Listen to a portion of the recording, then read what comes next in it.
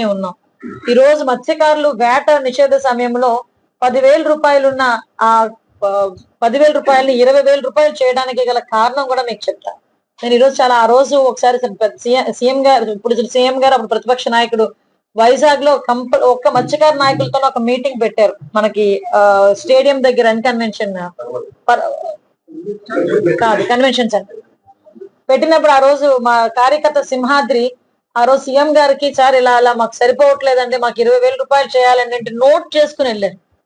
తర్వాత క్యాబినెట్ మాకు pole bureau టైంలో ఈ 20,000 రూపాయలు ఇవ్వాలి మత్స్యకారు సోదరులు కోరారు అంటే మనం ఇవ్వగలమా అంటే ఇచ్చి తీరాలి అని చెప్పి ఆ రోజు 20,000 రూపాయలు ఆ రోజు అనౌన్స్ చేసి, ఆఖరికి మొన్న రీసెంట్ గా కూడా మత్స్యకార భరోసాకి మనకి మత్స్యకార సేవలు అని చెప్పి ఈ రోజు వాళ్ళందరికీ కూడా 25,000 రూపాయలు ఇవ్వడం జరిగింది. ఈ రోజుకి కూడా మత్స్యకారులు సముద్రం మీదకి వెళ్తే వాళ్ళకి మనకి ఎల్ఈడి లైట్స్ గాని, మళ్ళా జియో ట్యాకింగ్ కి సంబంధించి వాళ్ళకి వే తెలియడానికి కూడా జియో ట్యాకింగ్ సంబంధించిన మిషన్స్ గాని ఇవన్నీ ఇచ్చింది గవర్నమెంట్. అప్పుడు తెలుగుదేశం పార్టీ గవర్నమెంట్, ఇప్పుడు ఎన్డీఏ గవర్నమెంట్. మీకు ఆ రోజు కూడా చాలా మంది మత్స్యకారులకి తొందరగా వాళ్ళు శక్తిని కోల్పోతారు సముద్రం మీదకి వెళ్తే అంటే వాళ్ళకి 50 సంవత్సరాలకే పెన్షన్ ఇచ్చిన ఘనత కూడా గౌరవ ముఖ్యమంత్రి చంద్రబాబు నాయుడు గారికి. అంటే మేము ఎందుకు ఇవన్నీ చెప్తున్నాం అంటే, ఒక మత్స్యకారుల మీద మాకు గౌరవం ఉంది. మత్స్యకారులు అనేసరికి వాళ్ళకి కంపల్సరిగా మంచి చేయాలని తపనుంది. ఈ రోజు గవర్నమెంట్ కూడా దానికి చిత్తశుద్ధితో పనిచేస్తాము. మీకు ఒకటే ఉదాహరణ, మొన్న రీసెంట్ గా మనకి పిఠాపురం మన పవన్ కళ్యాణ్ గారి కాన్స్టిట్యున్సీలో ఉప్పాడ గ్రామస్తులు ఇలాగే రోడ్డు మీదకి వస్తే పవన్ కళ్యాణ్ గారే సాక్షాత్ ఉప ముఖ్యమంత్రి గారు బయటకు వచ్చి, నేను ఒకసారి నాకు కొంచెం ఫీవర్, నేను వచ్చి మాట్లాడతానంటే ఆ రోజు అందరూ కూడా సహకరించారు. ఈ రోజు కూడా రాజేపేట గ్రామస్తుల వరకు అందరూ సహకరిస్తారు. రాజేపేట గ్రామస్తులు చాలా మంచివారు. వాళ్ళని బయట నుంచి వచ్చిన వాళ్ళు కొంతమంది రెచ్చగొట్టే దూరంలో వ్యవహరిస్తున్నారు. నేను అది కూడా మిమ్మల్ని చాలా హంబుల్ గా రిక్వెస్ట్ చేస్తున్నా, వద్దు అలాంటి పనులు. మీ స్వార్థానికో మీ రాజకీయాలు చేయాలంటే చాలా ప్లాట్ఫామ్స్ ఉన్నాయి. అంతేగాని అమాయకులైన రాజీపేట గ్రామస్తులతో అటువంటి రాజకీయాలు చెయ్యొద్దనే నేను చెప్తున్నా.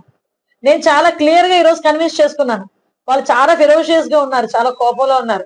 అయినా ఈ రోజు నా మాట విని ఈ రోజు నేను ఎక్కడి నుంచో పారిపోయి రావాల్సిన అవసరం లేదు. నేను వేరే వెహికల్ తీసుకొచ్చి 5 నిమిషాల పని పోలీస్ డిపార్ట్మెంట్ వాళ్ళకి నన్ను వేరే వెహికల్ తీసుకొచ్చి వేరే రూట్ తీసుకెళ్ళడానికి. కానీ నేను వద్దన్నా, వద్దు, నా గ్రామం ఇది, నాకు ఓట్లేసిన ప్రజలు, నేను వాళ్ళ కుటుంబ సభ్యురాలని, నేనెందుకు భయపడాలి, నేనెందుకు బ్యాక్ స్టెప్ వేయాలి?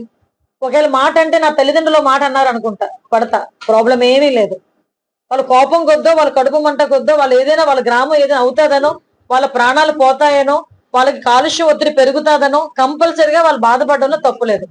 ఆ తప్పులేని సమయంలో నన్ను ఒక మాట మాట్లాడినా నేను పడ్డానికి కూడా సిద్ధంగానే ఉన్నా. అందువల్లే పోలీసులు కూడా సంథింగ్ మా వాళ్ళని కొట్టారు, కొంచెం ఆ తోపులాట్లో కొట్టారంటే పోలీసుల తరఫున కూడా నేను క్షమాపణ చెప్తున్నానని చెప్పి నేను హోమ్ మినిస్టర్ స్థాయిలో ఉన్నా.